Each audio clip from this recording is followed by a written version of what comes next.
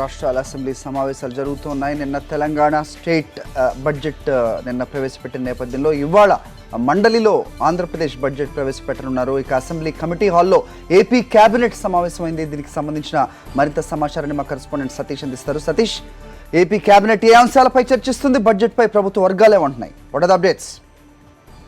Hari, Andhra Pradesh cabinet సమావేశం కొద్దిసేపటి కిందట ప్రారంభమైంది. ఇవాళ ప్రవేశపెట్టబోయే బడ్జెట్ ను ఆమోదించబోతుంది కేబినెట్.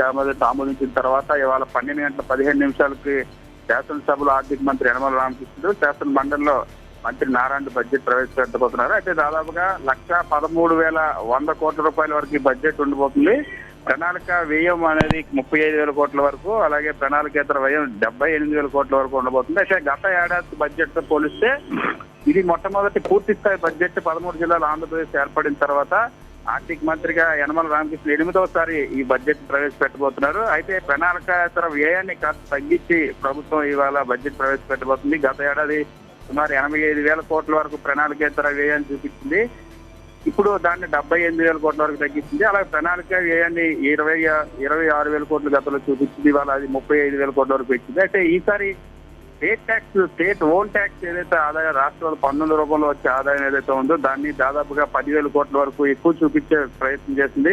10,000 కోట్ల రూపాయల వరకు పన్నుల రూపంలో వసూలు చేసిందంటే ఖచ్చితంగా ప్రజలపై పన్నుల భారం పడబోతుంది. అదేవిధంగా యూజర్ ఛార్జీలు వసూలు దారుగా చేస్తుంది. అయితే రాష్ట్ర ప్రభుత్వం కానీ ఆర్థిక మంత్రి యనమల రామకృష్ణ కానీ పన్నేతర ఆదాయాన్ని మేము సమకూర్చుకుంటాం కానీ పన్నుల రూపంలో చేయాల్సిన అవసరం లేదు అని చెప్తున్నారు. అయితే ఆ 10,000 కోట్ల వరకు ఆదాయాన్ని అయితే ఎక్కువగా సంపాదించాలన్న ఒక లక్ష్యంతో ఈ బడ్జెట్ ప్రవేశపెట్టబోతున్నారు. అయితే మరోవైపు కీలకమైన అంశాలకు సంబంధించి కేటాయింపులు మాత్రం డ్వాక్రా రుణమాఫీకి సంబంధించి కేవలం 1,000 కోట్ల రూపాయల వరకు మాత్రం మూలధన నిధిగా చూపిస్తున్నట్టు తెలిసింది. కానీ దాదాపుగా 14,200 కోట్ల రూపాయల వరకు రుణమాఫీ చేయాల్సింది.